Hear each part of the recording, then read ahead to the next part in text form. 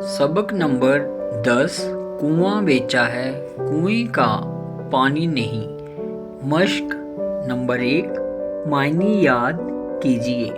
फितरत, मिजाज, आदत, अजर, इनाम, बदल, खुदा तरस, रहमदिल, खुदा से डरने वाला, मखलूक, जानदार, अल्लाह का पैदा किया हुआ, वक़्फ़, खुदा के नाम पर दिया हुआ, हस्बे मामूल, आम तरीके के मुताबिक, मुरवजा तरीके के मुताबिक, बदखसलत, बुरी आदत वाला, जिरा, बहस, वाहदा, इकरार, मुनहसर होना, दारोमदार होना।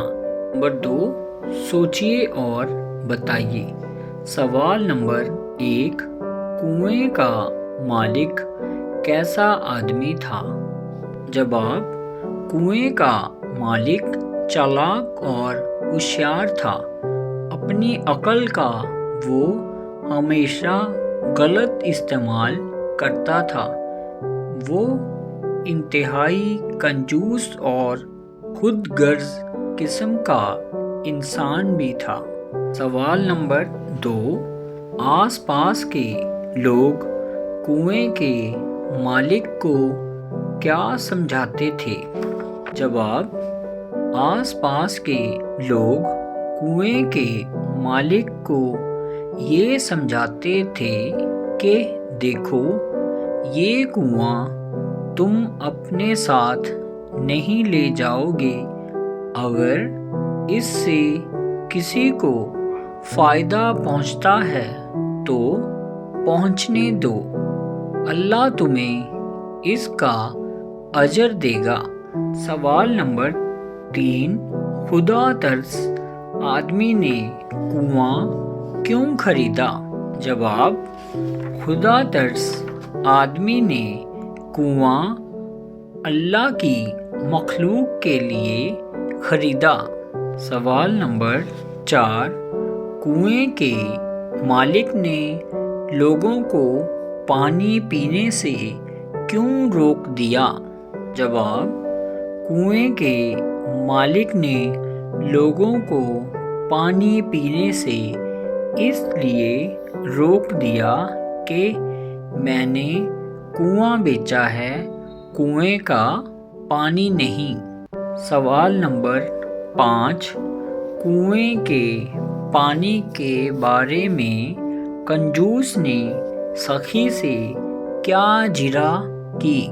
जवाब: कुएं के पानी के बारे में कंजूस ने सखी से कहा, जनाब, मैंने कुआं आपके हाथ ज़रूर बेचा है, लेकिन इसका पानी नहीं बेचा।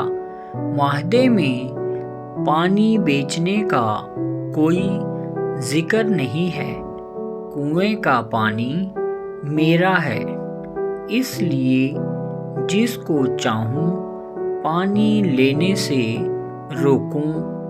इस मामले में आपको इख्तियार नहीं है, कुआं बेशक आपका है। नंबर 3। नीचे दिए हुए जुमलों को वाक़यात की तरतीब से लिखें। नंबर 2। एक शख्स बहुत चालाक और होशियार था। नंबर 4। अपनी अक्ल का वो हमेशा गलत इस्तेमाल करता था। नंबर 1।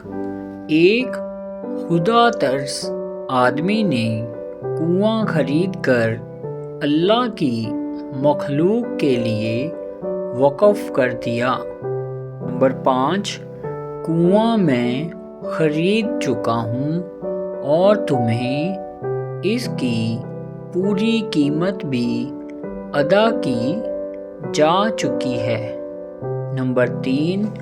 भाई, ठीक कहते हो, पानी तो खुदा का है, مجھ سے غلطی ہوئی معاف کر دو۔ سوال نمبر 4، نیچے دیے ہوئے لفظوں میں مذکر اور مؤنث پہچانیے۔